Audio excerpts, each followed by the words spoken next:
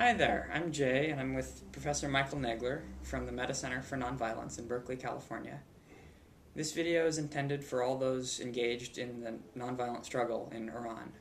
Um, we first want to express our solidarity with you and your movement and your people, and congratulate you on the struggle so far, and on choosing nonviolence and really sticking to it. We do want to encourage you to really avoid violence at all costs, and don't seek out suffering, but know that that may be part of your struggle, and yeah. I would completely agree with what Jay just said. Don't seek suffering, but know that if it comes to you, that it is often part of the very success of a nonviolent movement. And Martin Luther King Jr. even said, unearned suffering is redemptive. We know that this resonates very well with people in the Islamic lands.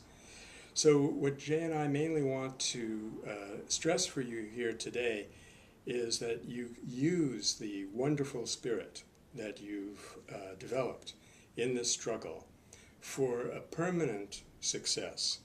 Because based on our long experience with many nonviolent movements around the world, there can be a very strong outpouring of popular support. Millions of people can come together, and then either you win or you lose, and in either case, that effervescence, that spirit, that emotion can be lost, it can be dissipated. So what do you have to do to make sure that you have the momentum to carry on? Because really, to change a country, to change a culture, to put a country on a different path is a struggle that's going to take years. It took more than 35 years for Mahatma Gandhi to get freedom for India, but he did it in the right way, and so the results were permanent. So here's what we'd like to recommend. First of all, try to form groups so that you can stay together. Solidarity networks like what they call them, the caracoles in Mexico, the snails, or the affinity groups, as they've been called for many years. Get in touch with one another and try to form local connections so that you can stay together. That's very important. You can support one another when arrested.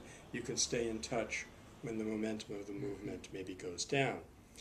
In this connection, your use of the internet has been absolutely brilliant. It's marking out a new era in nonviolent struggles around the world.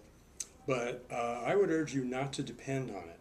Don't ever depend on technology, because technology can go down. Try as much as possible to build up personal connections, one-to-one networks. Okay. The next thing I would suggest is, this is probably the most important thing of all, you definitely need to be coming up with a strategy. Getting out on the streets and protesting is step number one. But what is step number two? What is step number three? Well, all of that depends on the results of your actions. So you should have contingency plans. If the election is annulled and you have a new opportunity, how are you going to use it? If the election is not annulled and the incumbent seeks to stay in power, what are you going to go on to from there? It's not necessarily escalating the protest. Perhaps it means getting more organized, creating services for yourselves that the state may not provide for you.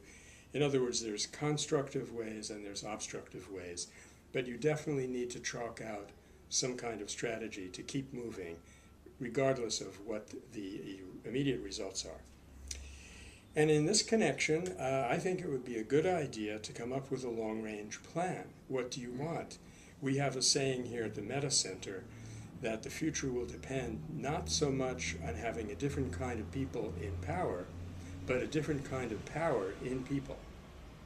How are you going to train people to acquire that nonviolent spirit and that courage and that endurance that millions of you have been showing the whole world in this struggle? So, but when you're doing a long-range plan, there is one precaution you need to follow, and that's to avoid what they call a fresh issue. In other words, right now you're struggling for a fair election. You want your vote to count, and the whole world is behind you on that. If you succeed, don't use that as an open door to make a whole long list of demands. Take it one step at a time. Once you've got the new election and you've got a new regime, use the networks that you have formed during the struggle to come up with a plan how you would like Iran to be in the future. Set about convincing your friends and neighbors and lawmakers and religious authorities that this is the future that you all want for your country. But don't make that part of a list of demands that you're giving the government right now.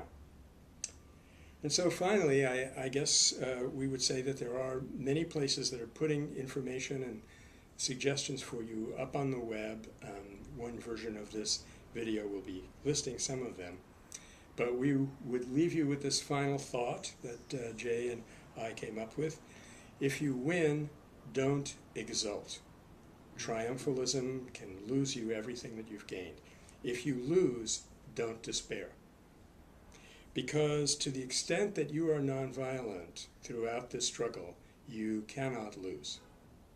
Thank you, and God bless you, and may your struggle survive and go forward, and may you have minimum amount of suffering in the course of doing this great act.